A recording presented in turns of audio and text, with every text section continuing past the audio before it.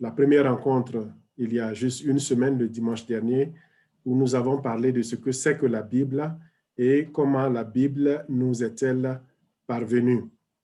Nous avons reçu pas mal de questions sur des points qui semblaient ne pas être bien comprises et également des commentaires également, des appréciations pour ce que cela donne à chacun de nous concernant la connaissance de la Bible. Et nous nous faisons encore le plaisir de continuer sur cela, mais nous allons faire un petit récapitulatif. Dans ce que nous avons dit la dernière fois, nous avons d'abord expliqué ce que c'est que la Bible, ce que nous entendons par la Bible, les différents médias, les différentes formes de textes qui existent et que nous considérons que ces textes-là sont la Bible. Et nous avons vu que la Bible peut se trouver sous forme audio, sous forme vidéo, sous forme de dessin, avec plein de dessins, et également sous forme de braille, en livre, en page imprimée. Et tout cela, c'est la Bible. C'est la Bible, cela dépend de qui l'utilise, du public cible qui l'utilise. Ensuite, nous avons parlé de ce qu'elle n'est pas la Bible. Il y a des choses que nous considérons que nous croyons être la Bible et sur lesquelles, quelquefois, nous nous tiraillons entre nous, les religieux, entre nous, les chrétiens. Et ces choses-là, nous les appelons les aides à la compréhension de la Bible, à la lecture de la Bible également.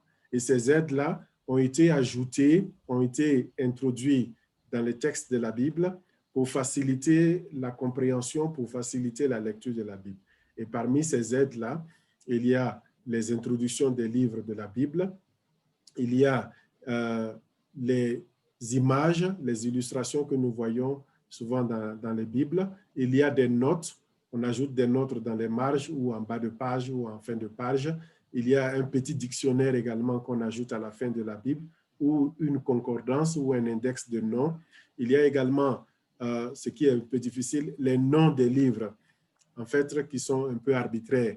La Bible n'est pas née avec les noms des livres. Ces noms des livres ont été ajoutés pour faciliter, pour permettre aux uns et aux autres de se retrouver, et ce, depuis le 200 ans après, les chrétiennes avec Jérôme lorsqu'il travaillait sur la version latine de la Bible. Et c'est là que ces noms des livres que nous connaissons aujourd'hui ont été attribués à chaque livre de la Bible. Il y a aussi les chapitres et les versets. La numérotation des chapitres et des versets n'était pas au départ dans la Bible.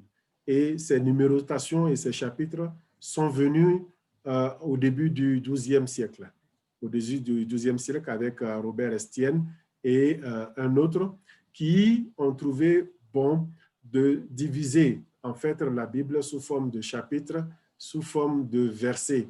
Et quelquefois, lorsque nous prenons les versions en français ou en anglais ou en allemand, on peut trouver par exemple qu'un verset ne correspond pas par exemple à une autre version dans une autre langue, surtout les langues internationales.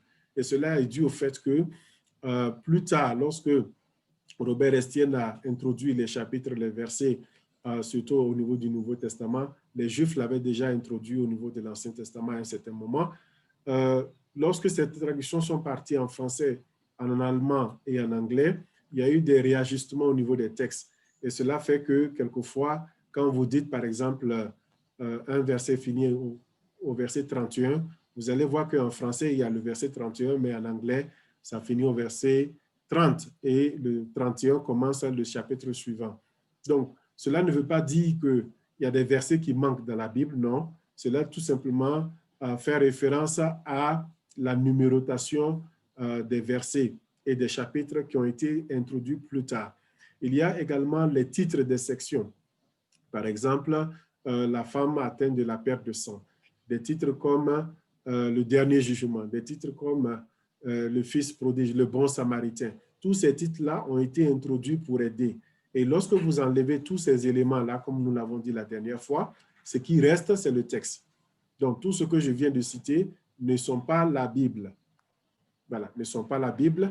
Ce qui reste, lorsque vous enlevez tout cela, c'est le texte qui reste. Et c'est le texte qui est considéré comme la Bible. Et nous avons, après cela, continué pour donner un peu l'historique de la Bible en français, surtout que notre contexte est francophone. Donc, nous avons retracé depuis les années 1250 jusqu'à notre époque certaines de ces versions-là. Je vais juste également... Oui, il faut appeler Jacob. Nous allons juste les présenter ici pour nous permettre d'avoir une idée un peu de ces différentes versions parce que nous allons parler de ces Bibles-là tout à l'heure. Et ensuite, nous avons fait référence à certaines remarques sur ces versions et dire que la Bible que nous connaissons a été composée sur plusieurs manuscrits. Et aujourd'hui, je vais revenir un peu sur cette question-là, ce qui fait la différence entre ces Bibles. Donc, nous allons commencer sans perdre le temps. Merci d'être avec nous. Nous prions que la grâce de Dieu nous soit suffisante et que le Saint-Esprit ouvre notre intelligence et notre esprit afin de pouvoir progresser. Que Dieu nous bénisse. Et d'avance, je voudrais faire des mises au point. C'est que cette conférence est à but éducationnel pour ceux qui veulent apprendre. Elle n'est pas à but de pouvoir dénigrer une confession religieuse ou une dénomination ou favoriser une dénomination par rapport à une autre. Elle reste une éducation, juste pour notre éducation. Ensuite, je voudrais dire, par rapport à celui qui vous présente dans ma propre personne, que je reste avant tout un fils du royaume. Je crois au Seigneur Jésus-Christ comme mon Seigneur et Sauveur. Je l'ai accepté et je crois que j'ai la vie éternelle. Et en tant que fils du royaume, j'ai héritage de la vie éternelle et je suis de passage sur cette terre pour accomplir une mission. Ceci étant, et je crois que la Bible est la parole de Dieu. est la parole de Dieu une et indivisible que Dieu a donnée à l'humanité pour le salut de leurs âmes. Donc, ceci étant juste pour clarifier, pour que nous puissions commencer. Choisir sa Bible et méditer la parole de Dieu. En fait, c'était deux questions qui sont revenues lorsque nous avons fait la première intervention. Beaucoup se sont demandé, mais finalement, est-ce que vous pouvez nous recommander une version de la Bible que nous pourrons lire? Parce qu'il y en a tellement, il y en a beaucoup. Il y en a jusqu'à plus de 400 versions de la Bible en français et très peu de versions dans nos langues.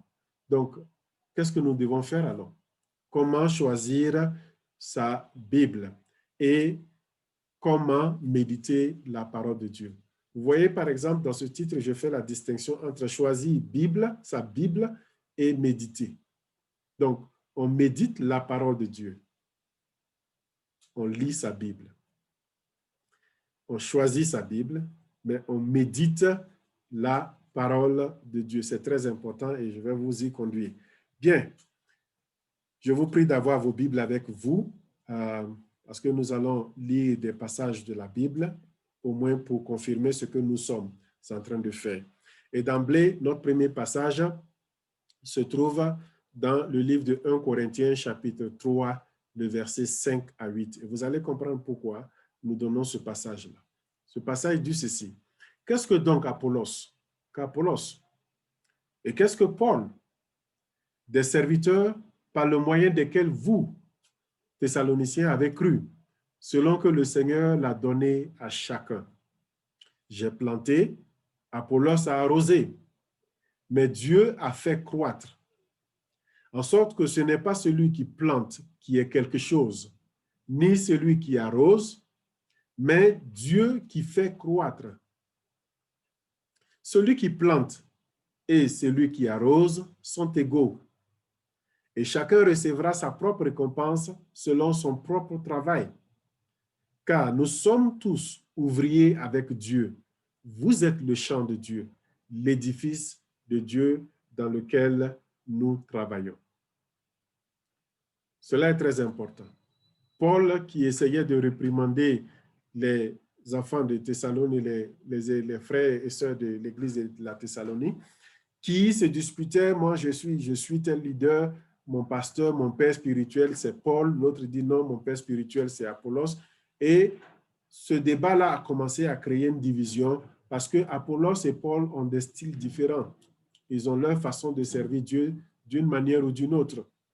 Et Paul essayait de les ramener à l'ordre pour leur dire, mais écoutez, qui est Paul et qui est Apollos? Chacun fait son travail. Un plante, l'autre arrose, mais le résultat, c'est Dieu qui fait croître. Et c'est la même chose également que nous pouvons dire lorsque nous faisons référence à la Bible. Parce qu'il y a plusieurs versions de la Bible en français. Et il y a aussi très peu dans nos langues nationales. Et comment nous devons les considérer? Nous devons les considérer comme Paul et Apollos. Parce que chaque version de la Bible fait son travail à sa façon, a un travail bien particulier, a un rôle bien précis qu'elle joue. Et donc, si nous venons avec cette perspective-là, nous sommes plus ouverts, nous sommes plus flexibles dans l'appréciation des versets que nous avons. Il y a un certain auteur, Alfred Kuyen, qui a écrit un livre que je vous recommande vivement de vous en procurer. Ce livre est aussi disponible en version électronique. Et ce livre dit « Une Bible et tant de versions ». Et il a essayé de faire une analyse de ce qui est là, ce qui est sur le marché et comment comprendre la floraison des Bibles que nous avons sous la main. Mais j'ai essayé de ramasser, de résumer cela pour nous permettre de comprendre un peu pourquoi nous avons beaucoup de Bibles avec nous, pourquoi nous avons beaucoup de textes avec nous. Bien. Premièrement, qu'est-ce qui explique cette floraison? La première raison, c'est que il y a des versions de la Bible qui suivent de très près la structure des textes originaux. Ça veut dire que si vous avez une connaissance des textes originaux, c'est-à-dire le grec, l'hébreu ou l'aramaïque, lorsque vous lisez ces versions en français, vous allez voir qu'il y a sous la forme, en termes de forme, une certaine similitude. Vous verrez que le texte est similaire dans la forme. Et il y a aussi un groupe de versions de la Bible en français qui suivent la forme hébraïque. Et la forme hébraïque, c'est par exemple, comme je l'avais signifié une fois, lorsque on dit « et Dieu dit » et Dieu créa le ciel et la terre et Dieu dit à Moïse et Moïse dit, vous allez voir ce « et » là qui apparaît dans nos versions en français. Et vous savez qu'en français, on ne commence pas une phrase par « et ». C'est une faute grammaticale. On ne commence pas une phrase par « et ». Mais dans nos Bibles, nous voyons qu'on commence une phrase par « et ». Et on l'accepte. Pourquoi? Parce que ces versions-là essaient de copier la forme de l'hébreu. L'hébreu utilise cette forme-là « et » au début de chaque verbe. Et la structure est différente. En hébreu, on commence la phrase par le verbe, avec un « et » lorsqu'il s'agit d'un verbe d'action, et le verbe, ensuite le sujet et le complément. Et donc, ces versions en français essaient de suivre un peu cette forme-là. Donc, ils diront, par exemple, « et Dieu dit à Moïse ». Et on voit ce « et » là qui apparaît. Vous voyez? Mais pour pousser un peu plus loin la réflexion, nous devons comprendre simplement que cela a trait plus à la façon de raconter une histoire. Chaque communauté raconte une histoire à sa façon. Chaque communauté, nous racontons des histoires. Et la manière dont nous racontons une histoire dans notre langue, on peut savoir lorsque il y a une action qui suit une autre, une action qui suit une autre. Et en hébreu également, ils ont leur façon de le faire. Et cette façon de le faire, là, c'est le « et » qui vient. Ils utilisent « et », et ils comprennent en fait que l'action continue lorsqu'on raconte une histoire. C'est tout simple. Mais le français, certaines versions en français sont restées sur la forme, mettre ce « et » là, et nous ne savons pas pourquoi il y a ce « et ». Alors, par exemple, en lobiri dans ma langue, on va entendre souvent « dit », Adja, dit, il a fait ceci. Et le « dit » apparaît plusieurs fois. Et lorsque un locuteur lobby entend cela, il comprend que c'est une histoire et c'est une succession d'événements, d'actions qui se passent. Donc, il y a des versions de la Bible en français qui préfèrent rester copiées intégralement la façon dont l'hébreu présente son histoire. Il y a aussi des versions qui vise un public cible. Ça veut dire que le texte est le même, mais la façon de présenter cela, les locuteurs auxquels ils vont présenter cela, ils vont changer, par exemple, le niveau de langue. Au lieu d'un niveau style littéraire ou académique, ils vont prendre un niveau, par exemple, de la langue de rue. Utiliser un français moyen pour pouvoir traduire.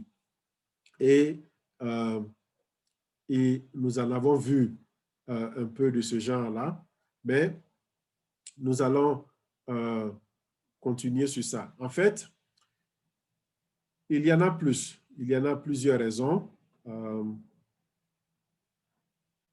Je vais vous en donner quelques-unes encore de ces versions de la Bible. Donc, il arrive également que ces versions, il y a des changements de langue et nous catégorisons ces versions de la Bible en français de cette manière. D'abord, pour clarifier les choses, le français, la Bible en français est une traduction, est une version, et nous disons version. Donc, c'est une traduction des textes originaux. Et donc, si nous comprenons que c'est une traduction, cela veut dire que ce n'est pas le terminus. La Bible en français n'est pas le terminus de la Bible. Donc, il faut aller plus loin dans les textes originaux si on veut plus discuter de la Bible. Maintenant, nous allons voir un peu la plupart des textes, surtout les traductions en français qui sont les plus connues. Et je pourrais apporter quelques précisions sur la catégorie dans laquelle se trouvent ces versions-là, les différentes versions. Donc, souvenez-vous, il y a plus de 400 versions de la Bible en français, plus de 400. Et comment nous les regroupons? Nous les mettons dans ces trois catégories, mais en même temps aussi, nous pouvons donner d'autres éléments de catégorisation. Maintenant, les traductions en français les plus connues, ça faisait partie de ce que j'ai présenté la dernière fois.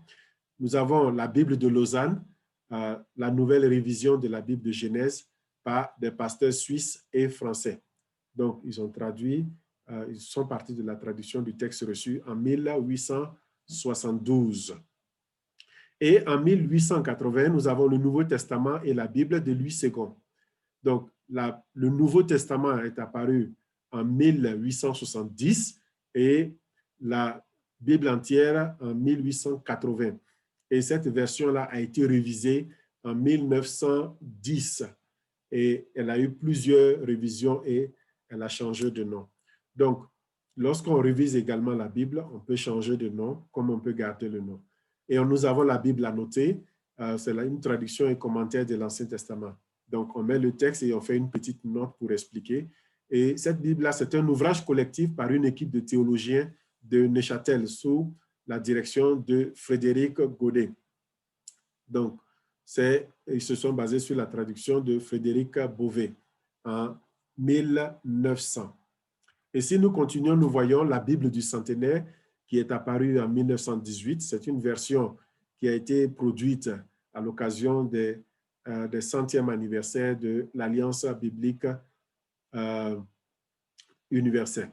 Et nous avons également les Saintes Écritures, c'est-à-dire la traduction du Monde Nouveau. Ça, c'est la Bible, la traduction des Témoins de Jéhovah, en 1974. Et cette Bible-là a été traduite à partir de la version anglaise. Donc, la version anglaise existait déjà et ils ont traduit, pour la version française, ils ont juste traduit la version anglaise sur le français. Mais la version anglaise a été traduite également sur la base des textes originaux. Donc, la dernière révision date de 2018. Nous avons la Bible, la traduction œcuménique de la Bible, la TOB, qui s'est achevée en 1975. Elle présente des qualités analogues à celles de la Bible de Jérusalem. La collaboration œcuménique se concrétisant par le travail conjoint d'un catholique et d'un protestant pour chaque livre. Donc là, il y a eu deux confessions qui se sont mis ensemble, des scientifiques, des intellectuels, des académiciens, des théologiens qui se sont mis ensemble pour traduire la Bible. Et certains livres, certains partis pris de traduction pour une compréhension immédiate de certains passages. Et cette Bible a été révisée et il y a eu une seconde révision qui est apparue en 2010. Ensuite, nous avons la Bible, comme nous appelons la Bible à la colombe. Et la Bible à la colombe, qui est en fait la nouvelle version de la Louis II, une seconde révisée qui a été traduite par l'Alliance publique universelle. Donc, je vous avais dit qu'il y a des versions qui apparaissent, qui portent des noms, mais qui sont une révision d'une ancienne Bible. Donc, ce n'est pas de nouvelles traductions, mais ce sont des révisions et des révisions également qui font ressortir certains petits changements, des améliorations. Et nous allons voir pourquoi certaines de ces révisions-là apparaissent ainsi. Et nous avons la Bible en français courant, qui a été traduite en 1982. Et cette Bible utilise une méthode de traduction qu'on appelle la méthode dynamique. Et initialement, cette Bible-là a été traduite pour un locuteur moyen, surtout un français du secondaire. Donc, le langage qui a été utilisé, c'est une Bible qui s'adresse aux Français, pas aux Africains, aux Français d'un niveau secondaire. Et c'est ce qu'on appelait la Bible en français courant. Donc, le niveau de langue a été ajusté pour un niveau moyen, un niveau secondaire. On a la Bible du semeur, également sous l'égide de la Société biblique internationale, qui a été révisée en 2000 par une quinzaine de théologiens évangéliques francophones. Et il y a une version d'étude de cette Bible-là qui est apparue en 2001. Donc, cette Bible a été également révisée en 2015. Et on a la Bible de la liturgie, qui est également aussi appelée la traduction de la Bible, et qui a été réalisée sous la coordination officielle de l'Association épiscopale liturgique pour les pays francophones et employée pour les célébrations liturgiques. En 2000, nous avons vu l'apparition de la Bible Parole de vie. Donc, les traducteurs ont utilisé le travail d'un linguiste qui a essayé de compresser la langue pour des élèves d'un niveau assez moyen. Et en utilisant les résultats linguistiques de ce travail-là, les traducteurs ont produit une Bible qui correspond aux Africains niveau CM2. C'est-à-dire, ils ont utilisé un langage d'un élève du niveau CM2. Et un élève du niveau CM2 a de la peine à maîtriser, par exemple, l'emploi des plus que parfaits, du passé accompli, ou bien du passé simple, ou même du passé composé. Donc, c'est une Bible, lorsque vous la lisez, vous allez voir que, par exemple, on utilise le présent. On utilise le présent, on utilise très peu de passé composé, et c'est une Bible qui tourne autour de 2500 mots de vocabulaire. Donc, ils ont limité le vocabulaire à 2500 mots qu'ils ont utilisés pour produire la Bible Parole de vie en ciblant les élèves du niveau CM2 dans notre contexte africain. Et c'est une Bible qui a pris pour cible les élèves du CM2 au niveau de la Côte d'Ivoire. Nous avons la Bible, cette nouvelle Bible seconde en 2002 qui est présentée comme une Bible d'études, c'est-à-dire la partie des notes d'études ont été ajoutées. C'est une révision sous l'égide de l'Alliance biblique universelle, de la traduction de la Bible de Louis II. Ensuite, on a la Bible seconde 21, qui a été révisée avec un vocabulaire adapté d'aujourd'hui. Donc, quand vous prenez la Bible seconde, quand vous prenez la Bible seconde 21, la Bible du semeur, toutes ces Bibles-là sont dérivées du Louis II, qui ont été plusieurs fois révisées. Mais le nom Bible seconde également est resté tel, tout simplement parce qu'on veut garder l'historicité de la traduction. Donc, juste une remarque sur ces différentes versions que je viens de mentionner. Certaines versions ne sont pas complètes. Quand on prend l'historique de toutes les versions que j'avais données, il y a des versions qui ne sont pas complètes. Ça a été des Nouveaux Testaments ou des portions de Psaumes ou des Bibles, l'Ancien Testament seul qui a été traduite, etc. Et certains ont été traduits directement des textes originaux. C'est-à-dire, ces traducteurs avaient une connaissance de l'hébreu, du grec et de l'aramaïque pour traduire directement en français. Par contre, d'autres versions ont été traduites sur la base des traductions déjà existantes. C'est le cas, par exemple, de certaines versions qui se sont basées sur le latin. La Bible, la Vulgate ou qui a été faite par Jérôme, la Bible en latin, qui a duré plus de 1000 ans d'utilisation et qui était une Bible de référence à l'époque, surtout dans le tout premier millénaire. C'était la Bible de référence, la Vulgate. Et cette Bible-là a servi de base pour certaines traductions, par exemple en français, et même pour certaines traductions en anglais. Donc, nous avons des Bibles qui sont des traductions de traductions. Et d'autres Bibles qui sont parties directement des textes hébreux. Et certaines des versions sont des révisions d'autres versions, c'est ce que je disais tout à l'heure. Bible second 21, la Bible du semeur, et sont des révisions, par exemple, de la Louis II, mais adaptées pour des besoins spécifiques. Et certaines versions visent un public bien précis. La Bible pour enfants, par exemple, on vise un public, c'est-à-dire les enfants, et donc on habille le message pour pouvoir s'adresser aux enfants. Et les versions utilisent des méthodes de traduction différentes. Je vais vous donner un exemple de comment ces méthodes de traduction, par exemple, affectent la présentation des Bibles. Donc, tout à l'heure, j'avais dit qu'il y a des versions qui suivent de très près les textes originaux. Il y a des versions qui vont plutôt dans le sens qu'est-ce que le texte dit et on cherche l'équivalent dans la langue, en français. Et il y a des versions qui tendent un peu vers, qui sont beaucoup plus libérales, qui prennent le choix de soin dans leur traduction. Et donc, c'est ce que nous allons découvrir. Nous allons les classer.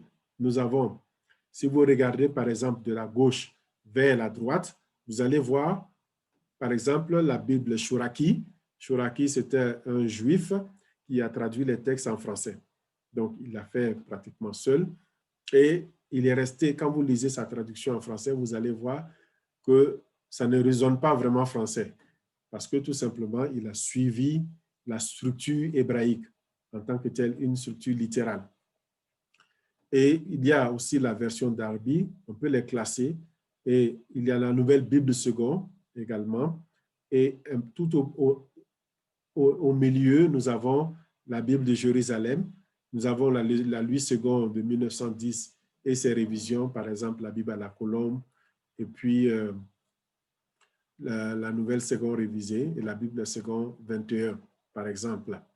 Et tout au plus au milieu, nous avons la TOB, la traduction écuménique de la Bible, qui a essayé de négocier pour ne pas être trop formelle, c'est-à-dire une traduction littérale, mais également qui a fait cas de l'équivalence, c'est-à-dire trouver des termes dynamiques pour leur traduction. Donc, eux, ils se situent un peu au milieu. Et quand vous voyez la flèche qui va vers la droite, c'est écrit traduction à équivalence dynamique ou fonctionnelle, c'est-à-dire on tient compte du public cible pour traduire la Bible. Pour qui nous traduisons, cela affecte la manière dont nous traduisons. Et donc, c'est ce que, par exemple, les nouvelles traductions liturgiques, la Bible en français courant, par exemple, comme je l'ai dit tout à l'heure, pour le lecteur, pour un français d'un niveau secondaire, la Bible Parole de vie pour un élève de CM2 et la Bible du semeur également la parole vivante. Donc, juste pour vous donner une idée comment nous catégorisons ces différentes versions de la Bible.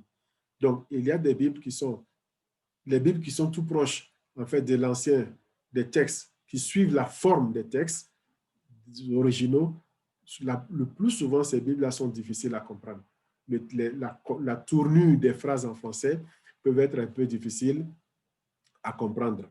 Donc, voici un peu comment nous faisons la classification des différentes versions de la Bible que nous avons. Donc, si vous devez choisir une Bible, il faut savoir dans quelle catégorie vous êtes.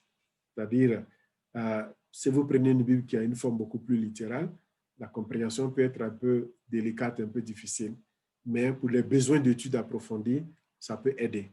Si vous voulez une Bible d'un niveau moyen où il y a beaucoup d'explications avec votre contexte actuel, vous allez tendre certainement vers la droite.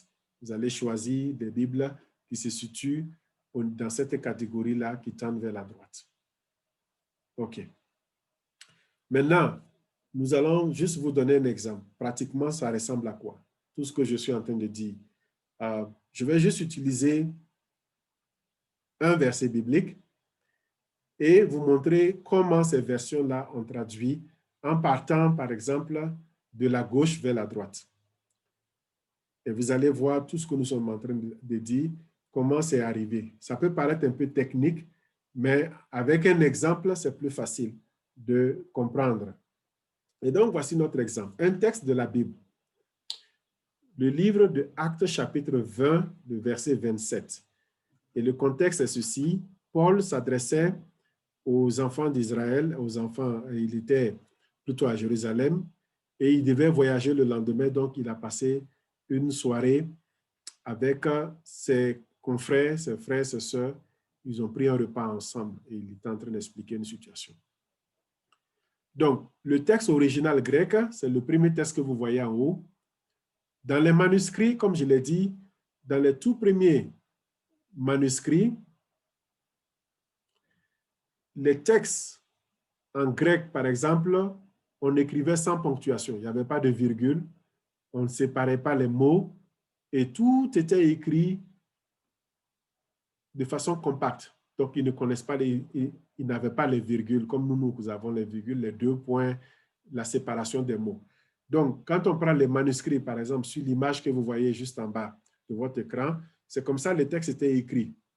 Les tout premiers textes en grec de la Bible, du Nouveau Testament, étaient écrits comme ça, en lettres capitales, sans espace entre eux. Donc, il fallait lire pour déchiffrer. Si vous étiez grec, c'était plus facile parce que c'est votre langue et vous savez où la phrase commence, où la phrase s'arrête et la séparation des mots. Mais pour nous, il a fallu attendre jusqu'à ce qu'on recompose les manuscrits et utiliser ce qu'on appelle les textes cursifs et pouvoir séparer. Et c'est ce qui nous donne la deuxième ligne sur votre texte ici. Et les mots sont séparés cette fois-ci. Le Nouveau Testament grec que l'Alliance biblique universelle a composé à partir des manuscrits vous présente le grec sous cette forme-là, séparée. C'est-à-dire où les mots sont bien séparés, mais en n'utilisant pas les lettres majuscules, mais les lettres minuscules pour faciliter la lecture et simplifier l'entendement, la compréhension des textes. Donc, il y a eu un travail de fond qui a été fait pour la composition de ces manuscrits-là. Et l'Alliance biblique universelle a beaucoup contribué à faire ressortir ces textes-là. Et donc, nous avons le texte grec ici. Et ce texte grec, la traduction vous est donnée, la traduction du mot à mot, comme on nous dit, si je le lis, c'est te miaton sabaton. Donc, on a te miaton sabaton. Ça, c'est le texte en grec. Maintenant, qu'est-ce que cela veut dire en français? En français, on a ten qui est juste une particule grammaticale et mia qui veut dire un. Mia, ça veut dire un. Et ton, c'est un peu comme l'article. Et sabaton qui veut dire sabbat. Sabbat qui est traduit de l'hébreu en grec. Ils ont gardé le terme sabbat. Shabbat en hébreu. Sabbaton en grec. Et là, qui veut dire semaine. Donc, sabbat en hébreu signifie la semaine. OK? Donc, lorsque vous lisez ce texte-là et vous devez le traduire en français, c'est comme ça que vous l'avez. Te miaton sabaton. 1, 2, sabbat. Et comment faire le sens? Comment traduire cela? Comment comprendre cela? Il faut lire le contexte. En lisant le contexte, vous allez voir qu'on dit 1, 2, sabbat. C'est sous-entendu parce qu'il y a un mot qui manque ici. C'est le mot jour. Le mot jour qui n'apparaît pas dans le grec ici, mais qui est de façon implicite à cause de mia et à cause de ton également qui fait référence à quelque chose. Donc, si on pousse un peu plus loin, on dira un jour de sabbat.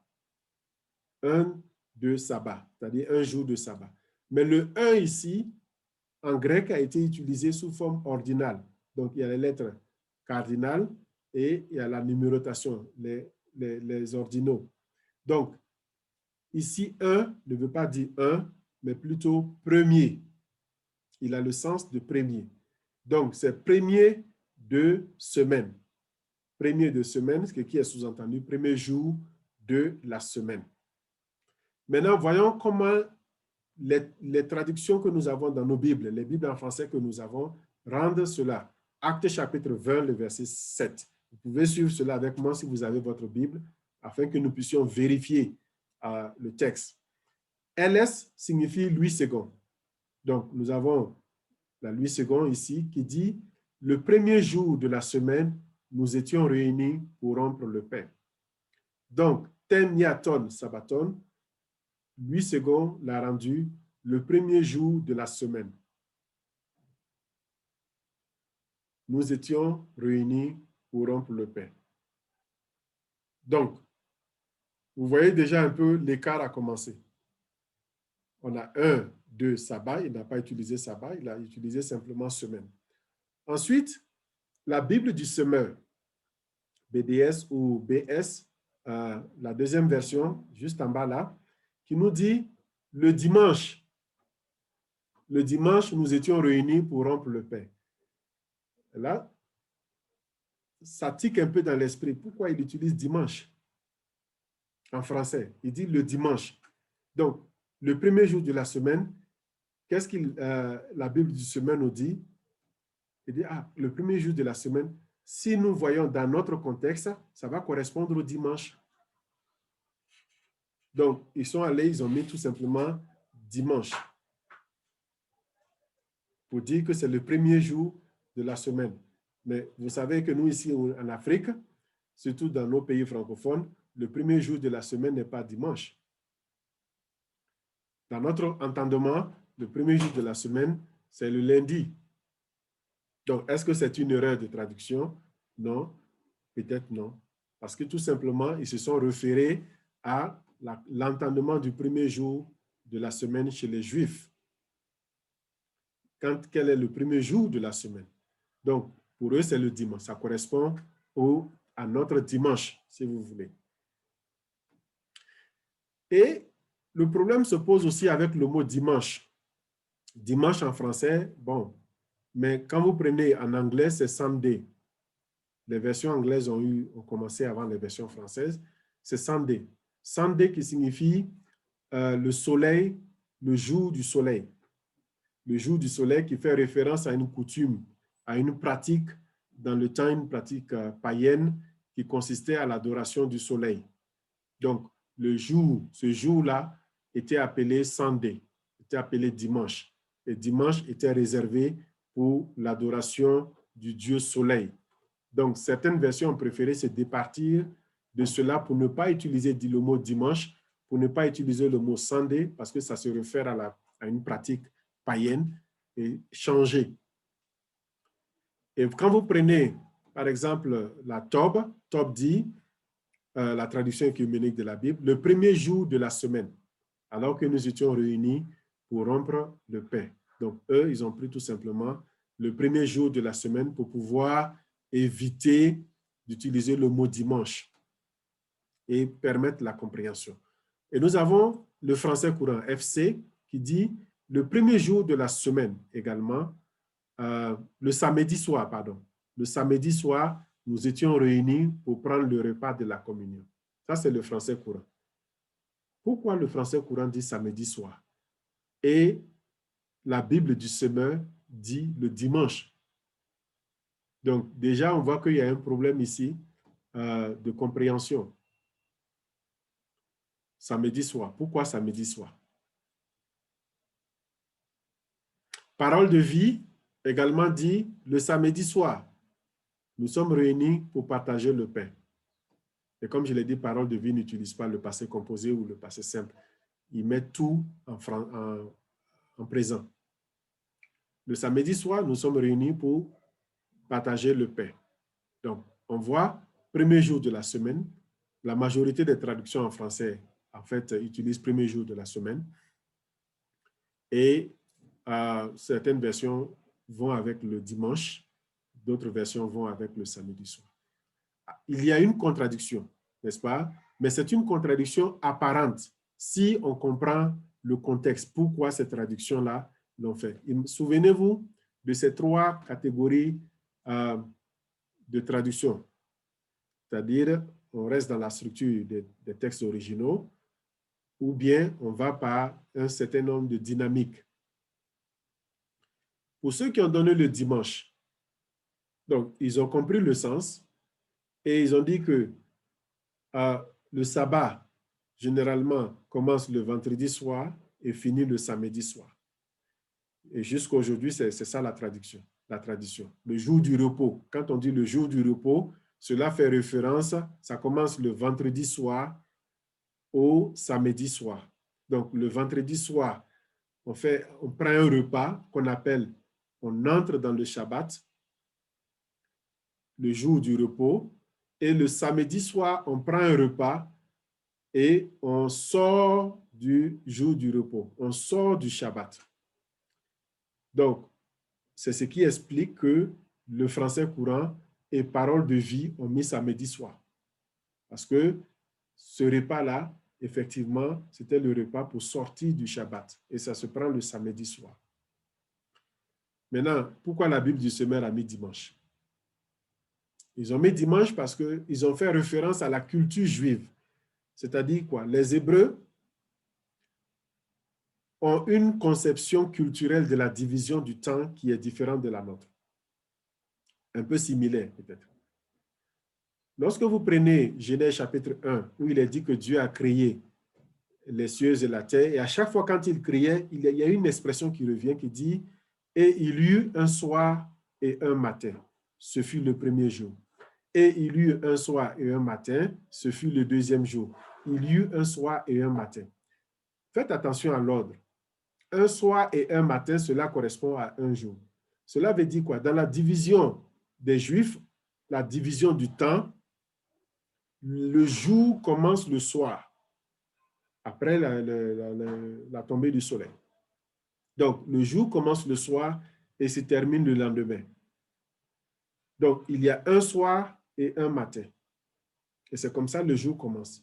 Et donc, le français, la Bible du Semeur ici, qui dit le dimanche, cela veut dire quoi?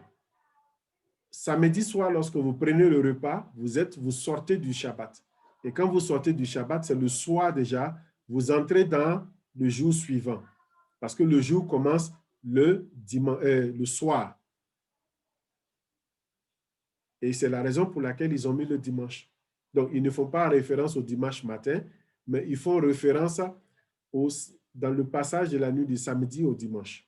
Et c'est pourquoi la Bible du Semeur a utilisé le dimanche. Tout simplement parce qu'également, la culture juive, le jour commence le soir et se termine dans la journée. Donc, voici un peu comment les traductions de la Bible arrivent à présenter les aspects culturels de la culture juive. Et lorsque nous transposons cela dans notre culture, nous devons faire un travail de conciliation. Comment arriver à présenter cela de manière à ce que celui qui lise puisse comprendre. Mais quand vous prenez d'office cette traduction-là, vous voyez que c'est comme s'il y a une contradiction apparente. En réalité, il n'y a pas de contradiction. Cela dépend de quel plan, de quelle méthode et qu'est-ce que le traducteur a décidé de considérer dans sa traduction. Donc, si on dit premier jour de la semaine, ce n'est pas le lundi comme dans notre entendement, mais dans la culture juive, c'est le premier jour de la semaine, on l'appelle premier jour de la semaine. Il n'y a pas de nom. On dit premier jour, deuxième jour, troisième jour. Et le dernier jour, on l'appelle le sabbat. Voilà comment ils appellent les noms des jours. Nous, en français, nous avons hérité du français. On a dimanche, lundi, mardi, mercredi, jeudi. Dans nos langues locales, nous avons d'autres noms. Nous avons des jours de marché. C'est comme ça notre semaine est. Donc, il faut également voir dans ta langue, dans ta communauté, comment vous divisez le temps, comment vous divisez l'année, comment vous divisez les mois. Et les traducteurs doivent faire ces recherches-là afin de produire une traduction qui soit adéquate. Bien. Pourquoi la variation? Pourquoi il y a beaucoup de variations de ces versets, de ces Bibles? Donc, l'exemple que je vous ai donné prouve que l'aspect culturel de la Bible, du contexte de la Bible, peut amener ces variations-là. Il y a aussi l'évolution de la langue française. Les Bibles que nous avons héritées en français. Si vous prenez la version de Louis II, par exemple, la version de 1880, Cette version de 1880, si vous la lisez, vous allez voir, par exemple, les termes qui sont utilisés. Il y a des anciennes constructions qui sont utilisées comme damoiseau. Par exemple, pour parler d'une jeune fille, vous allez utiliser des constructions comme les entrailles. Par exemple, tu vas louer le Seigneur, ton Dieu, de tout ton cœur, de toute ton âme. On dira plutôt, tu loues que tout ce qui est en moi, que toutes mes entrailles louent le Seigneur. Ça, c'est la version de 1880, par exemple. Et je pense un peu de 1910. Mais à cause de l'évolution de la langue française, il y a des mots qui ne sont plus utilisés. Par exemple, les célibataires, le mot pour célibataire, le mot pour jeune fille, etc. Les demoiselles, l'évolution de la langue française. Donc, les traducteurs ajustent la langue pour le contexte présent. Et cela fait qu'on revise certaines versions de la Bible à cause des changements de la langue française, par exemple, si on prend les versions. On peut également attribuer les variations des traductions avec les connaissances, l'évolution de nos connaissances des textes originaux. Vous voyez, il y a toujours les découvertes continues et continuent d'apprendre. La plupart des versions qui sont sorties bien avant, dans les années 1900, ont utilisé des manuscrits qui ont été découverts, par exemple, à Alexandrie, en Égypte, ou des manuscrits qui ont été retrouvés dans le désert du Sinaï, les parchemins qu'on a retrouvés, ou celui de Pétersbourg en Russie. Mais à partir de 1947, on a découvert d'autres nouveaux manuscrits. Et on s'est rendu compte que les manuscrits qui ont été découverts à la mer morte de Qumran en Israël, un peu à l'ouest de Jérusalem, ces manuscrits-là sont plus âgés en termes d'âge que les précédents manuscrits. C'est-à-dire les manuscrits de Sinaiticus, les manuscrits d'Alexandrinus, les manuscrits de Vaticanus, etc. Donc, on se rend compte que ces manuscrits-là sont plus riches et sont plus anciens que les manuscrits qui ont été utilisés jusqu'alors.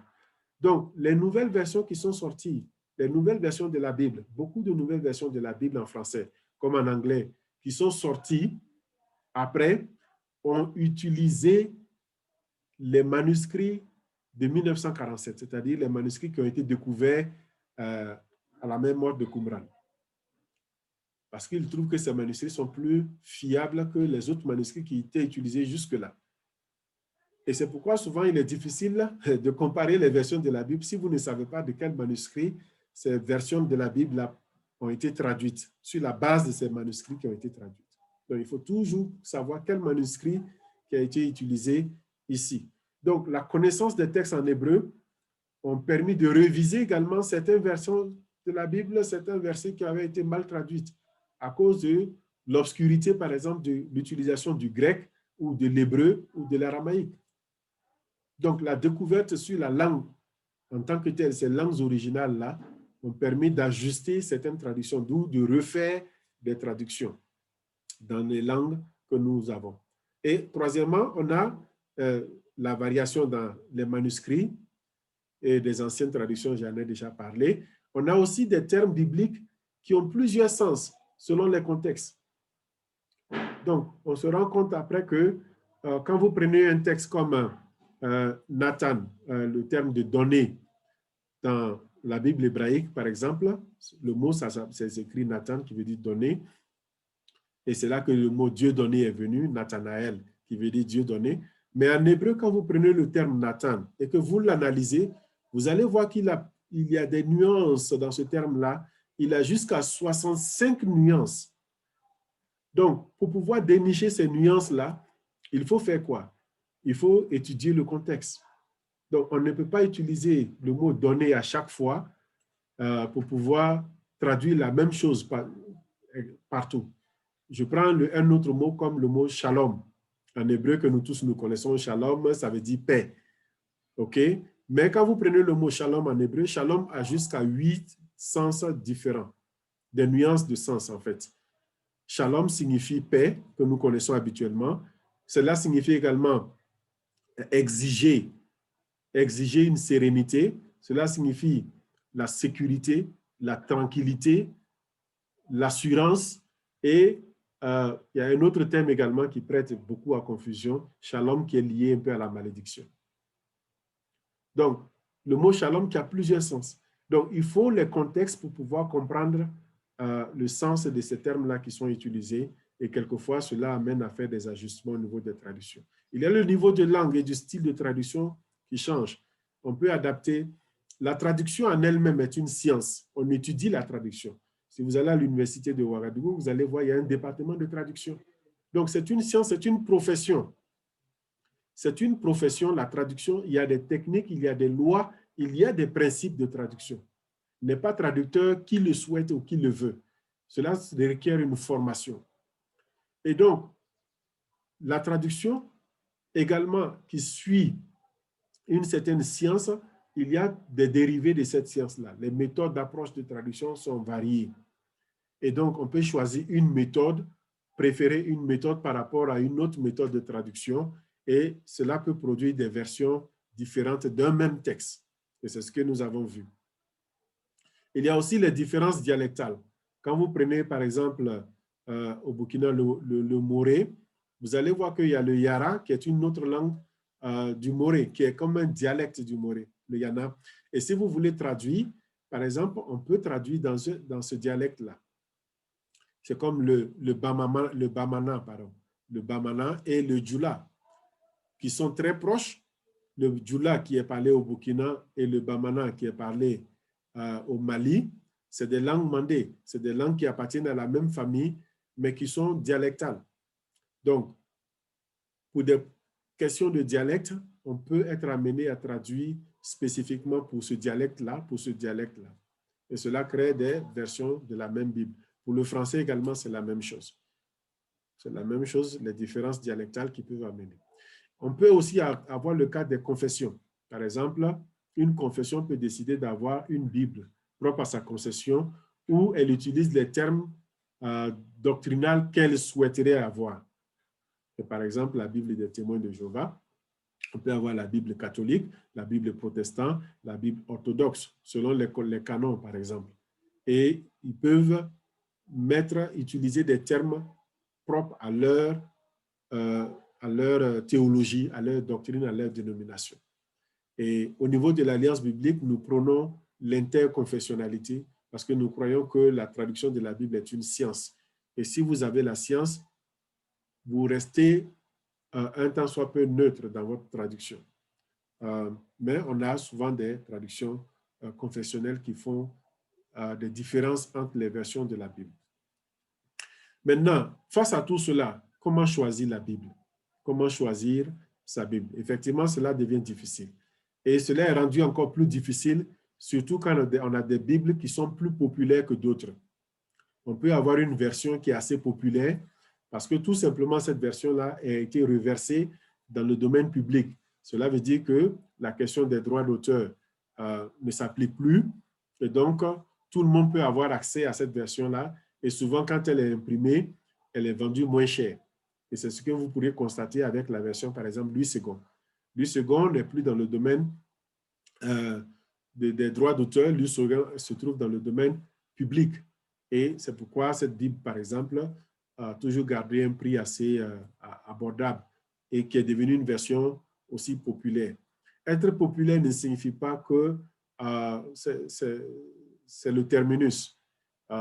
Toutes les Bibles ont des faiblesses, ont des lacunes, en fait. Toutes les Bibles, toutes les versions de la Bible ont des lacunes, ont des points forts. Il faut être traducteur, il faut être dans le domaine pour comprendre certaines de ces variantes-là. Également, une des difficultés est liée à l'identification à son appartenance confessionnelle ou dénominationnelle. Par exemple, on se dit, bon, moi je suis catholique.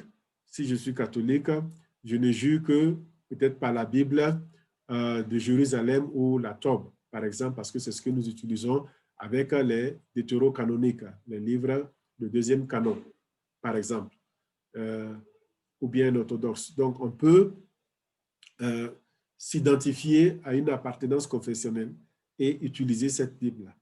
Également, il y a cette suspicion, une certaine méfiance vis-à-vis des nouvelles traductions de la Bible qui arrivent. Parce que il y a beaucoup de choses qui circulent, comme quoi telle version, ça a été fait par cette telle compagnie, et donc ils ont dilué la Bible. Il n'est pas question de diluer la Bible. Seulement, si vous comprenez comment une Bible se confectionne, comment une Bible, comment on arrive à produire les Bibles, je pense que vous aurez un langage assez différent. Donc, il y a cette suspicion, il y a cette méfiance vis-à-vis des nouvelles versions qui arrivent, alors que certaines de ces nouvelles versions-là, c'est juste pour aider, pour faciliter la compréhension du texte et pour mettre cela à la portée de tout le monde. De nos jours, dans le monde francophone, on se méfie beaucoup des Bibles sur les téléphones portables parce qu'on dit que ces Bibles ont été diluées, on a enlevé des passages, on a enlevé des notes, on a enlevé... Il n'en est rien de tout cela. C'est le même texte que nous utilisons. Les Bibles que vous avez sur vos téléphones portables, nous les avons sur la page imprimée. En fait, c'est dans la même base que nous utilisons cela pour les mettre sur les téléphones portables ou pour... Donc, l'intégralité ou l'intégrité des textes est assez sécurisée. Donc, il n'y a pas moyen de trafiquer ces Bibles-là. Il n'y a pas moyen d'insérer des choses qui soient contraires. Juste pour rassurer ceux qui émettent ces doutes-là. Et aussi l'ignorance de ce que c'est que la Bible. Lorsqu'on ne sait pas ce que c'est la Bible, on est enclin à croire tout ce qu'on dit sur les réseaux sociaux, par exemple, ou bien même par son berger, par son pasteur ou son prêtre qui fait un commentaire sur la Bible et on croit que cela vient de la parole de Dieu. Il n'y a pas de fondement. Donc, tout cela rend difficile les choix de la Bible parce qu'on a des idées préconçues sur ce que nous entendons par Bible. Mais je voudrais vous rassurer qu'il n'en est rien. Si vous êtes assez ouvert, il vous sera facile de choisir votre Bible. Pourquoi? Jésus a dit quelque chose. Il a dit dans Matthieu 22, le verset 29, en répondant aux pharisiens, vous êtes dans l'erreur parce que vous ne comprenez ni les Écritures ni la puissance de Dieu. Si vous comprenez les Écritures, vous serez ouvert à ce que je suis en train de vous dire. Beaucoup de nos chrétiens, malheureusement, ne lisent pas leur Bible. Ils ne lisent pas leur Bible. Ils ont la Bible et ils ne l'ouvrent que les dimanches, par exemple, ou bien quand ils sont malades, ou quand ils ont des difficultés et qu'on cherche maintenant Dieu, ils vont ouvrir la Bible pour chercher quelque chose. Ou bien, bon, ils préfèrent écouter le prêtre, les prédications, les prêches, et cela suffit pour eux. Donc, ce que le pasteur a dit, c'est fort, tout est force de loi. Et donc, quelquefois, on cite des textes, on cite des choses, on fait de cette citation et on croit que c'est écrit dans la Bible, alors que ce n'est pas écrit dans la Bible. Il y a beaucoup de citations qui circulent sur la toile. On pense que c'est la Bible, mais ce n'est pas la Bible. Est-ce que ça fait partie d'un texte? Montrez-moi où cela est écrit. Et vous allez voir l'ignorance de beaucoup de nos chrétiens qui s'appuient simplement sur ce qu'ils entendent dans leur paroisse ou dans leur... sans toutefois aller directement vers la Bible. Dans Actes chapitre 17, le verset 11, il est dit, ils reçurent la parole avec beaucoup d'empressement. Et qu'est-ce qu'ils ont fait? Ils examinaient chaque jour les Écritures pour voir si ce qu'on leur disait était exact. Et c'est ce que nous attendons.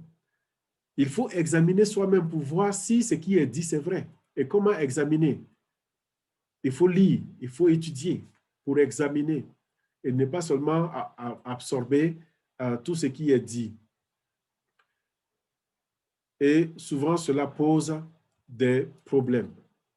Maintenant, pour nous aider un peu, pour nous guider dans le choix, juste quelques questions pour vous aider. Est-ce que cette Bible que je veux choisir, est-ce que j'ai pris le soin de lire la page introductive? Il y a des versions de la Bible qui ont une introduction au début. Et cette introduction-là vous donne des informations sur cette Bible-là que vous la tenez. Et les informations qui sont contenues dedans, pour la plupart, c'est qui sont ceux qui ont traduit ces Bibles-là. On ne donne pas leur identité, mais on dit leur profession. On dit ce qu'ils font, c'est des experts qui ont traduit directement de l'hébreu ou du grec, ou bien qui ont traduit d'une version.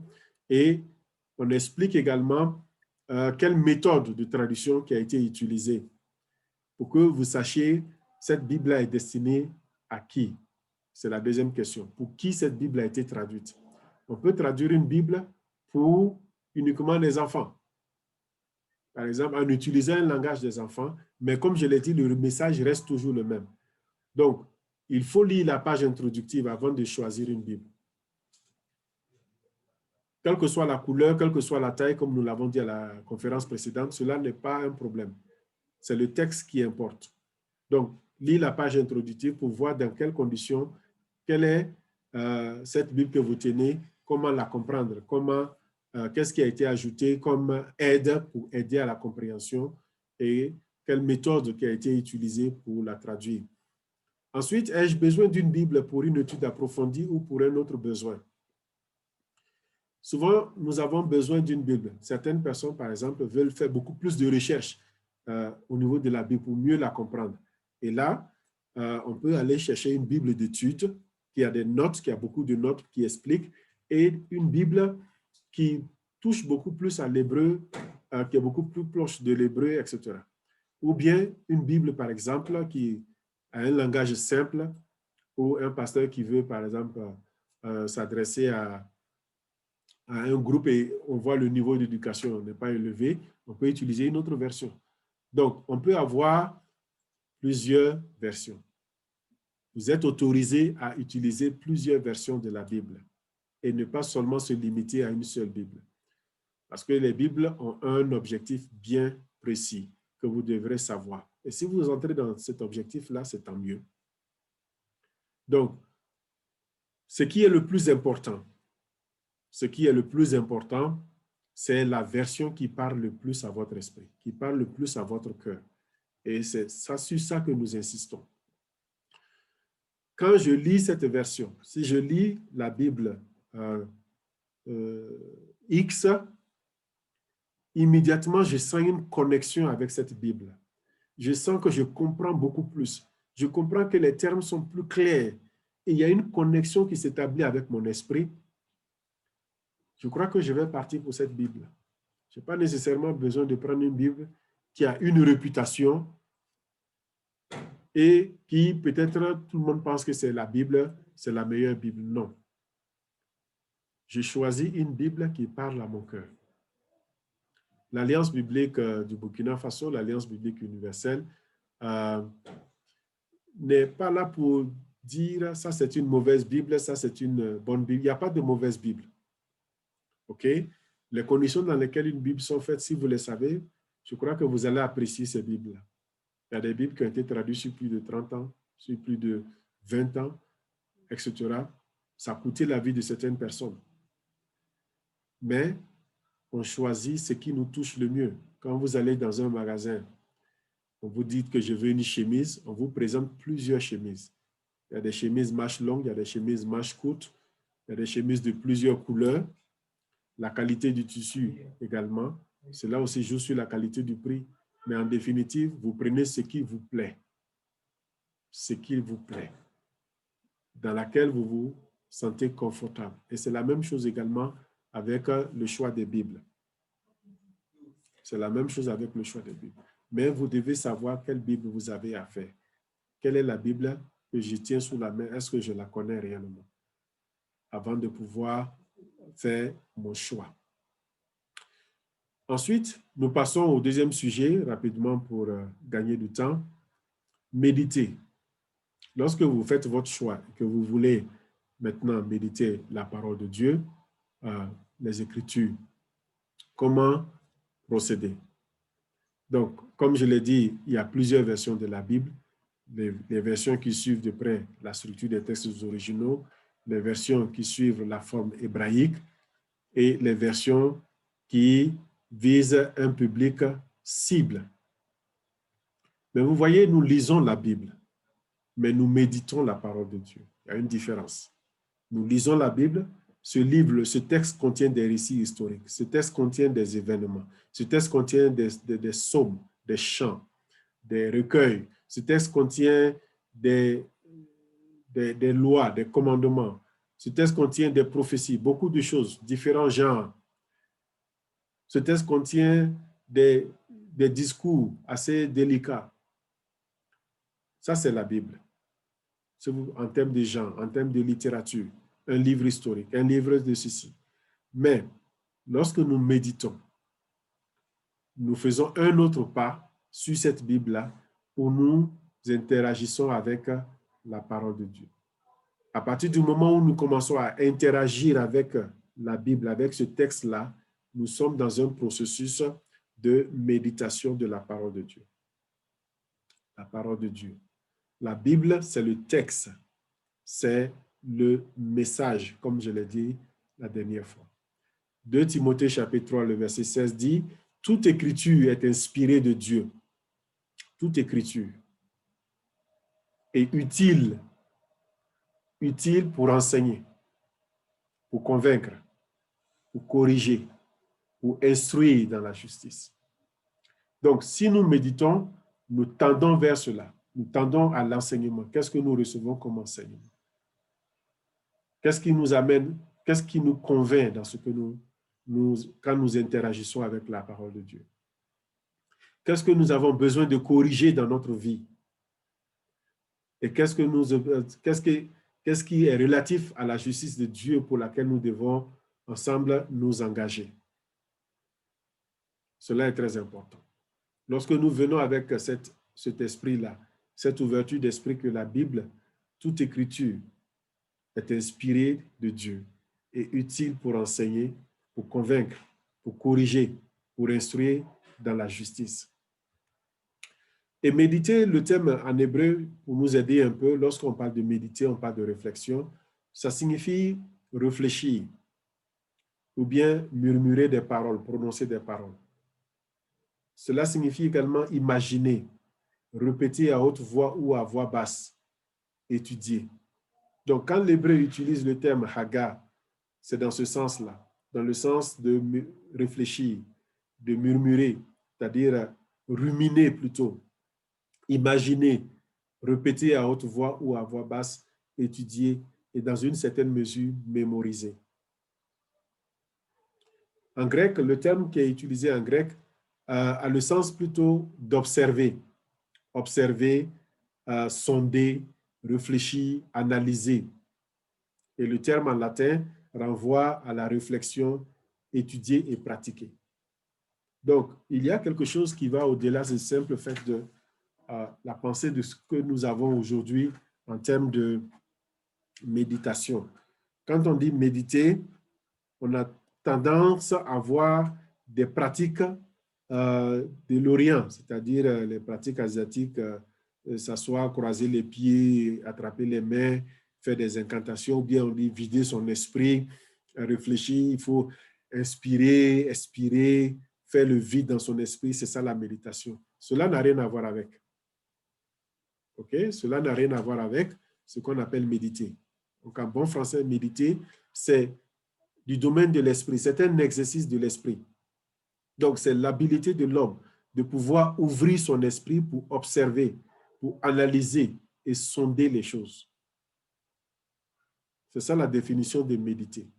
Donc, c'est ouvrir son esprit pour observer, pour analyser et sonder les choses en posant des questions. En posant des questions et par la suite mémoriser, par la suite répéter cela, faire ressortir cela. Et c'est ce que nous appelons méditer. Et c'est ce à quoi la Bible nous envoie. Donc, la méditation est du domaine de l'esprit et nous allons comprendre cela. La Bible dit dans Proverbe chapitre 16, le verset 20, « Celui qui réfléchit sur les choses trouve le bonheur, et celui qui se confie en l'Éternel est heureux. » Celui qui réfléchit, c'est le terme qui est utilisé là, celui qui médite sur les choses trouve le bonheur. Et celui qui se confie, c'est-à-dire qui se pratique qui met sa confiance en Dieu, est heureux. Et cela fait référence à la méditation. Donc, il y a 5 éléments pour lesquels je vais rapidement vous conduire sur la méditation. Nous méditons dans quel but? Et comment cet exercice mental et de l'esprit doit nous amener? Si nous prenons le psaume 119, le verset 15, Je médite tes ordonnances, j'ai tes sentiers sous les yeux. Nous méditons pour rester focalisés. Nous méditons, la Bible est pour nous notre boussole sur le sentier de la vie sur terre. Elle nous ramène à la réalité de qui nous sommes, d'où nous venons et où nous allons. Donc, méditez pour vous concentrer sur la façon dont Dieu vous parle à travers sa parole vivante et affective. La Bible est notre boussole. Nous sommes sur la terre, nous sommes des esprits. Nous avons été créés à l'image de Dieu. Nous sommes sortis de l'esprit de Dieu. Et en tant qu'esprit, nous fonctionnons comme des esprits. Et donc, si la méditation est une activité de l'esprit, est un du domaine de l'esprit, c'est une activité normale de l'esprit humain de méditer. Et donc, nous repartons dans cet esprit-là pour pouvoir recadrer notre vie, savoir qui nous sommes, d'où nous venons et où nous partons. Donc, nous méditons, nous exerçons notre esprit pour rester qui nous sommes. Parce que nous sommes des esprits dans un corps, enveloppés dans un corps. Donc, nous méditons pour rester focalisés. C'est ce que ce psaume nous dit. Je médite tes ordonnances. J'ai tes sentiers sous les yeux. C'est-à-dire que je suis fixé sur mes chemins. Tes sentiers, c'est la vie, c'est ma destinée. Ce à quoi je suis appelé à faire sur cette terre-là, je reste focalisé là-dessus en exerçant mon esprit sur ta parole qui est ma boussole. Ensuite, nous méditons pour comprendre. Pour comprendre, selon le psaume chapitre 119, le verset 27, « Fais-moi comprendre la voie de tes ordonnances, et je méditerai sur tes merveilles. Fais-moi comprendre. » Lorsque nous méditons sur la parole de Dieu, nous cherchons à comprendre comment le Dieu de l'univers parle. Il parle de lui-même, de notre monde et de notre propre cœur. Nous pouvons commencer notre lecture de la Bible en priant, en disant « Fais-moi comprendre ton chemin. » Et Dieu sera toujours là pour nous aider. Méditez pour comprendre ce que Dieu vous communique à travers sa parole. Donc, pour comprendre la Bible, la parole, les textes, il faut méditer. Il faut méditer pour pouvoir comprendre. Fais-moi comprendre la voie de tes ordonnances et je méditerai sur tes merveilles, a dit la parole. Ensuite, Psaume 143, le verset 5 dit « Je me souviens des jours d'autrefois. Je médite sur toutes tes œuvres. Je réfléchis sur l'ouvrage de tes mains. » Nous méditons pour nous souvenir. Ce souvenir en méditation peut aussi nous amener à réfléchir à tout ce que Dieu a fait dans notre propre vie. Comment il nous a sauvés en Christ, quelles opportunités il nous donne de partager la bonne nouvelle avec les autres et ce que nous avons appris sur qui est Dieu pour nous. Donc, méditez pour vous souvenir de tout ce que Dieu a fait à travers l'évangile de la grâce. Dieu, lorsqu'il s'adressait souvent aux enfants d'Israël, il dit « Rappelez-vous de ce que j'ai fait pour vous. Rappelez-vous. » Se rappeler est un exercice de la méditation. Si je traverse une situation aujourd'hui, pour pouvoir comprendre Dieu dans ses activités, je me souviens de ce que Dieu a fait pour moi. Et certains passages de la Bible, certains textes de la Bible me ramènent à cela, pour me montrer combien de fois Dieu est plus grand que ce que je vis comme situation. Non seulement comprendre ma situation, mais me souvenir de ce que Dieu a fait. Nous sommes des êtres pensants et nous accumulons tout. Nous avons une base de données dans notre esprit pour faire les connexions sur le passé, le présent et l'avenir. Et la méditation nous permet de faire ces connexions-là pour nous souvenir. Et la souvenance des œuvres de Dieu nous permet de comprendre qui est le caractère de Dieu. Ensuite, nous méditons pour adorer. Selon le psaume 1, le verset 2, « Heureux celui qui ne marche pas selon le conseil des méchants, mais qui trouve son plaisir dans la loi de l'Éternel.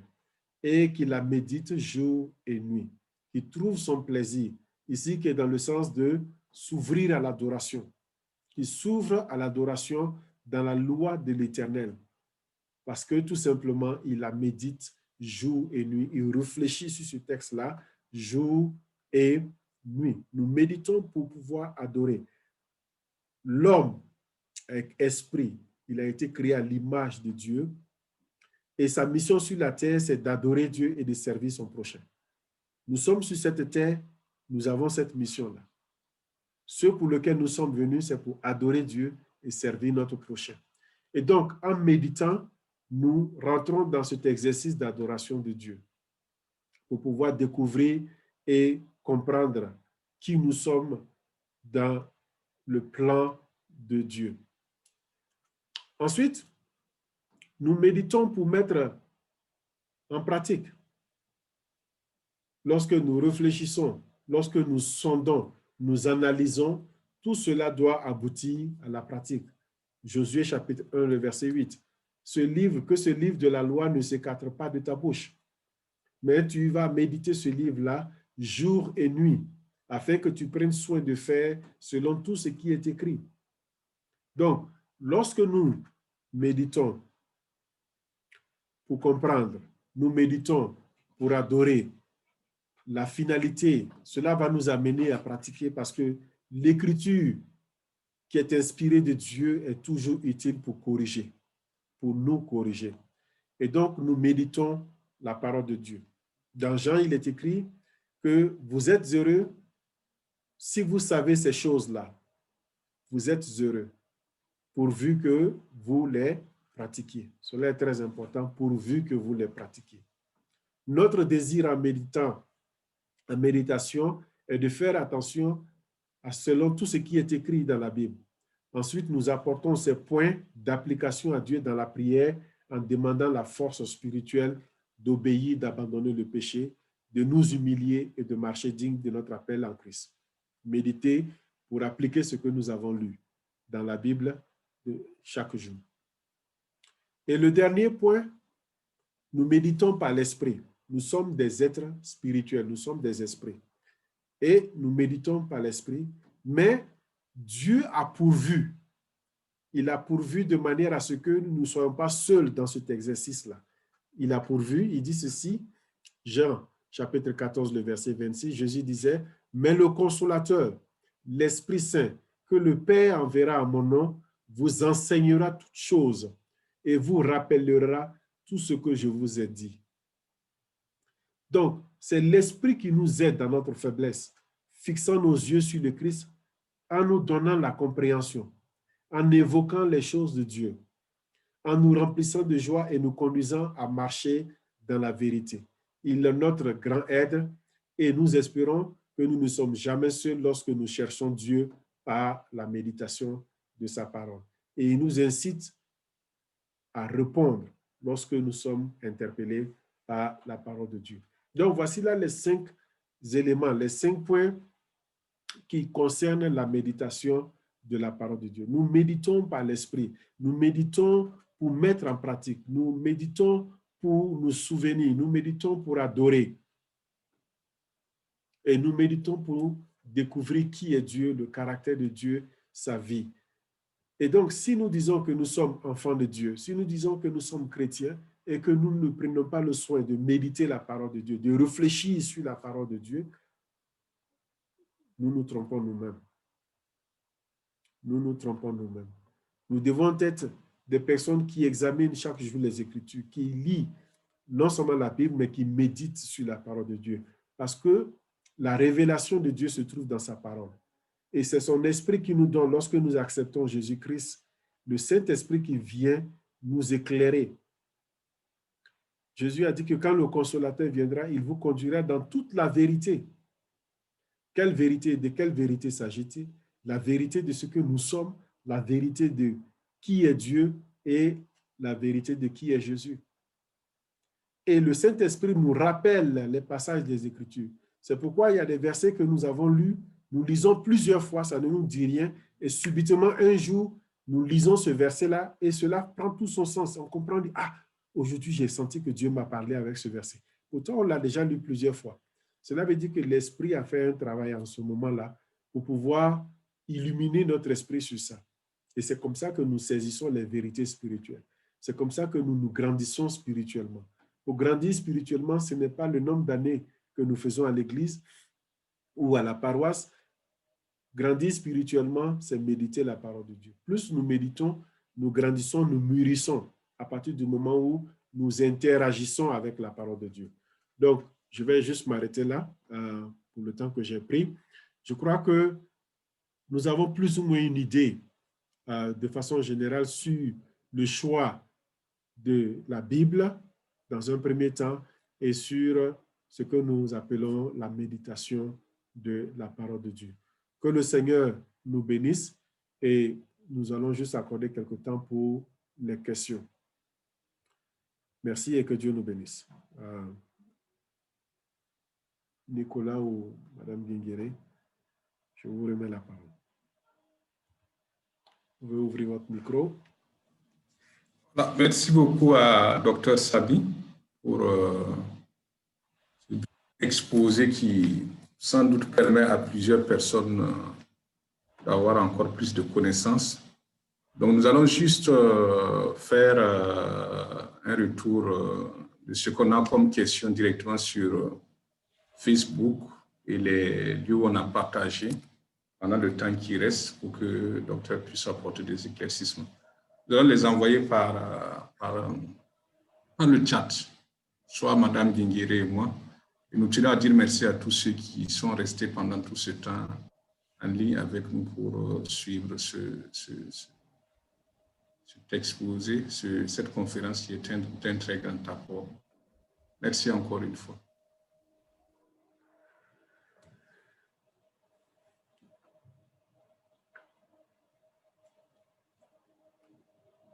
OK. En termes de questions, la dernière fois, j'avais reçu une question de quelqu'un qui demandait l'inhérence de la Bible. Est-ce que cela ne remet pas, ne pose pas des doutes sur l'inhérence, la véracité de la Bible sur la parole de Dieu? Aucunement. Notre Dieu est transparent.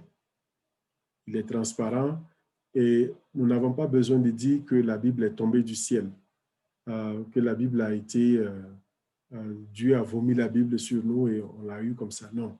Il faut comprendre que tout ce que Dieu fait dans l'humanité avec les hommes, il le fait avec les hommes, il le fait par les hommes et il participe dans cette construction-là avec les hommes. Et il a pris le soin de préserver les Écritures depuis le début jusqu'à nos jours. Tout est là, tout a été conservé. Et si nous vous expliquons un peu le travail que nous faisons au niveau de la traduction, nous essayons également dans la mesure de garder l'intégrité des textes afin de ne pas déformer, afin de ne pas créer des contradictions ou des contre-vérités. Mais nous voulons nous assurer que ce que nous avons reçu, nous transmettons cela et nous croyons que la Bible reste la parole de Dieu, elle est véritable, elle est véridique et Dieu lui-même l'a dit. Donc, il n'y a aucune crainte à cela de savoir. C'est comme l'homme, un médecin. Le médecin, lorsqu'il est à l'église, il nous regarde, il nous voit comme des humains, des hommes pensants, des frères, des sœurs avec des sentiments, des émotions, etc. Mais quand le médecin se retrouve dans son laboratoire avec un corps qui doit opérer, il ne regarde plus les sentiments. En ce moment, il nous regarde comme une masse de chair.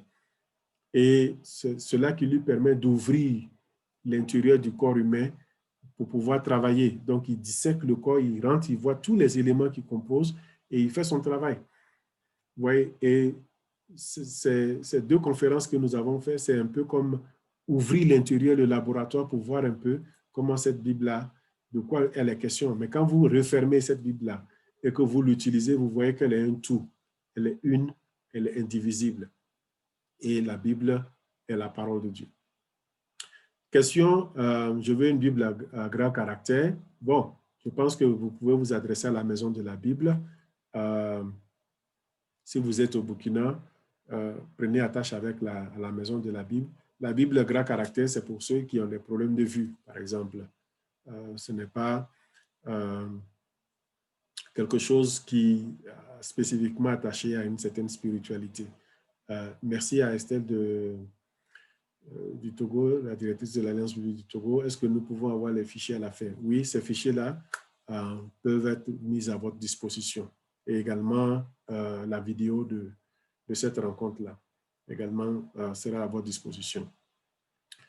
La Bible de la traduction du monde est-elle de l'Alliance biblique? Est-elle utilisable pour les protestants ou les catholiques ou les orthodoxes? La Bible, la traduction du monde nouveau, comme je l'ai dit, la Bible des témoins de Jéhovah, elle n'a pas été produite par l'Alliance biblique universelle. Donc, elle a été produite par les témoins de Jéhovah et c'est eux qui font la distribution, c'est eux qui s'en occupent. L'Alliance biblique a produit un certain nombre de Bibles qu'elle met sous vente et si vous pouvez voir les catalogues, si vous visitez votre Alliance biblique, pour voir les Bibles qui ont été traduites par l'Alliance biblique. Nous avons également d'autres institutions qui font la traduction de la Bible, qui ont leur Bible également, et il y a des partenariats. Mais si vous voulez avoir une idée de ce que les autres ont traduit, cela ne vous empêche pas de vous éduquer, de lire ces versions de la Bible. Une autre question qui nous vient, qu'est-ce que l'on peut méditer la parole de Dieu avec plusieurs autres personnes? Et si c'est le cas, est-elle meilleure que la méditation en solo? Bon, les deux cas sont possibles. Les deux cas sont possibles.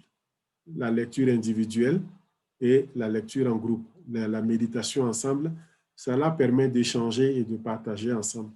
Et ça nous encourage lorsque nous le faisons ensemble. Parce que quelquefois, quand vous commencez à lire la Bible et vous voyez des textes comme la généalogie, toute une liste de généalogies, telle personne a engendré ceci, a engendré cela, a engendré cela, et on dit que c'est la parole de Dieu. Mais à quoi ça sert? Mais vous voyez, dans un groupe, quelqu'un peut savoir de quoi il s'agit et expliquer pourquoi, par exemple, les généalogies sont là dans la Bible. Ils ont leur fonction et on peut les comprendre, on peut réfléchir, méditer sur les généalogies et recevoir la parole de Dieu. Donc, on peut le faire en groupe. Il y a des Bibles de famille, il y a des personnes qui ont produit des guides pour lire et méditer la Bible que vous pouvez utiliser, qui sont des aides. Qui sont des aides, on a besoin d'aide pour pouvoir méditer, pour pouvoir comprendre la Bible. Donc, qu'on le fasse à seul ou on le fasse en groupe, cela est encouragé, pourvu qu'on reste toujours dans la Bible. Je crois que ce sont ces questions, c'est quelques questions que nous avons. Je crois qu'il y a également une question sur les nouvelles Bibles, qui transforment certaines versions, qui transforment certains mots, par exemple le péché en faute qu'il a dit, il a fait, au lieu de dire il a commis un péché, on dit il a commis une faute, etc. Je pense qu'il faut, si vous avez ces Bibles-là, faites-nous les savoir. Quelquefois, on interprète ce que les gens disent sans aller dans le fond et sans réellement comprendre pourquoi certains termes soit un peu ont changé ou bien on a compris ce verset-là de cette manière-là. Certains ont posé la question pourquoi dans certaines versions, il y a des versets qui manquent. L'exemple de Matthieu 23, 14 et bien d'autres passages. Oui, c'est tout à fait normal parce que tous les manuscrits ne renferment pas tous les textes. Il y a des manuscrits qui ont des portions de textes. Et la manière dont les manuscrits ont été retrouvés et mis ensemble, il y a un seul manuscrit en fait qui était complet. Quand on a déroulé tout le rouleau, c'était tout le livre d'Ésaïe. Et ce manuscrit a été retrouvé dans la même morte, dans les caves de la même morte en Israël. Par contre, les autres, c'était des parchemins. Certains étaient brûlés, tu lis une phrase, tu ne vois pas la suite de la phrase. Donc, il a fallu un travail de composition pour essayer de recoller ces morceaux-là pour pouvoir avoir les textes. Si vous prenez Genèse chapitre 4, le verset 8, ou l'histoire de Caïn et Abel, vous allez comprendre, par exemple, certaines versions, on dit, Caïn dit à Abel, et puis, subitement, quand ils étaient dans les champs, Caïn s'est jeté sur son frère pour le tuer. Il y a quelque chose qui manque là. Certaines versions, la phrase n'est pas complète. Caïn dit à Abel. Qu'est-ce qu'il a dit à Abel? On ne sait pas. Mais d'autres manuscrits, par exemple, disent Caïn dit à Abel, allons dans les champs. Et ce que nous faisons, nous les traducteurs, lorsque nous choisissons une version qui n'a pas, par exemple, allons dans les champs, nous mettons cela en bas de page pour dire, en fait, dans certains manuscrits, il y a cette partie-là qui est là. Maintenant, le manuscrit que nous avons choisi pour notre traduction, s'il n'est pas là, on le laisse comme ça. Ou bien on peut le mettre, mais on le met entre parenthèses ou bien entre crochets. Quelquefois, vous voyez des textes dans la Bible qui ont des crochets. Ils ont des significations. S'il y a un crochet, ça veut dire que ce texte-là n'existe pas dans d'autres manuscrits. Si c'est entre parenthèses, ça veut dire que l'auteur, en composant, il a fini la phrase, en fait, qu'il a trouvée là. Il a fini la phrase, donc c'est sujet à interprétation. Voilà. C'est un peu, ce sont des problèmes d'ordre textuel, c'est des problèmes de manuscrits, en fait, que nous avons. Voilà, c'est ce que je peux dire par rapport à certaines de ces questions.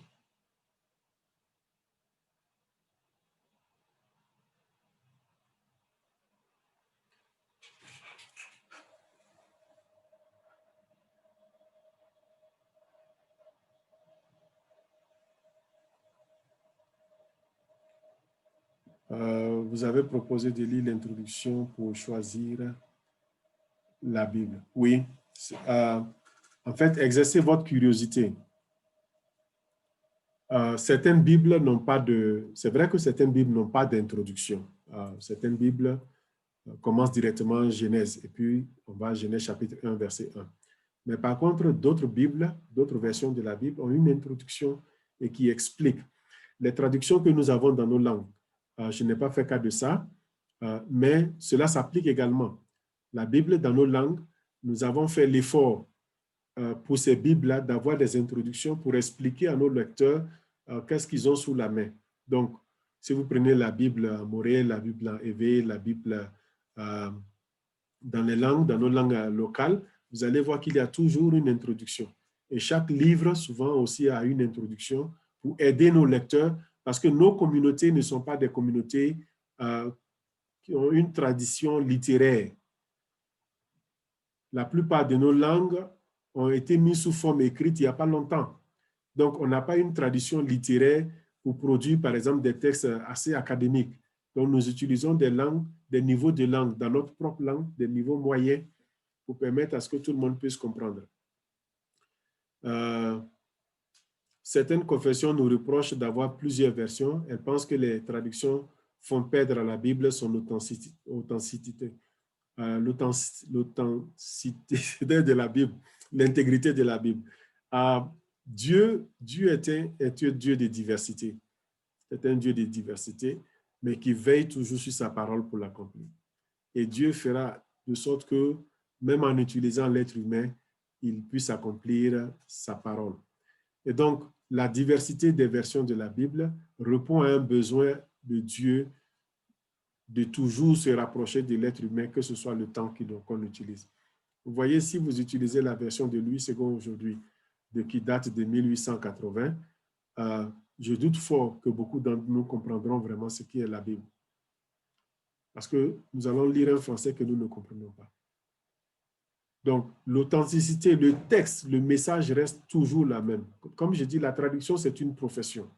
C'est une profession, c'est une science où on traduit le texte et on essaie de garder le même message d'une langue à une autre. Et l'intégrité du texte est maintenue. Donc, au niveau des traductions, par exemple, de l'Alliance biblique, nous avons des principes, des politiques de traduction qui nous permettent de nous assurer que les textes sont clairs, les textes sont naturels dans la langue en question et les textes sont fidèles. Donc, la traduction est fidèle aux originaux.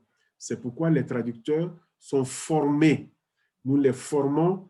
Les traducteurs apprennent l'hébreu, ils apprennent le grec, même s'ils ne sont pas assez fluents dans ces langues-là, assez productifs dans ces langues-là, mais ils peuvent utiliser ces textes-là en hébreu, en grec, pour s'assurer que l'authenticité est maintenue.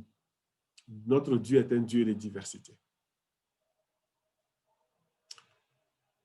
C'est ce que nous voyons comme Et donc, nous apprécions Dieu qui parle de plusieurs manières et il s'adresse à tout être humain, quel que soit son bon. Mais sa parole reste toujours la même. Et lorsque vous vous interagissez avec la parole, votre vie est transformée. Quelle que soit la Bible que vous utilisez, votre vie est transformée. Parce que l'Esprit veille. OK? Je ne sais pas si nous avons d'autres questions. Peut-être qu'on va...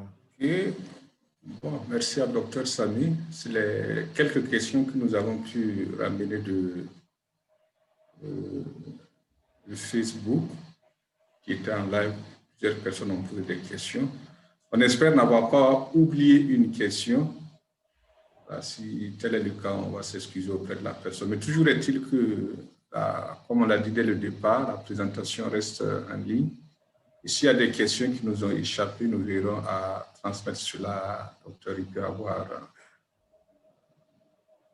avoir des éclaircissements pour les publier à l'adresse de la personne qui aura posé la question.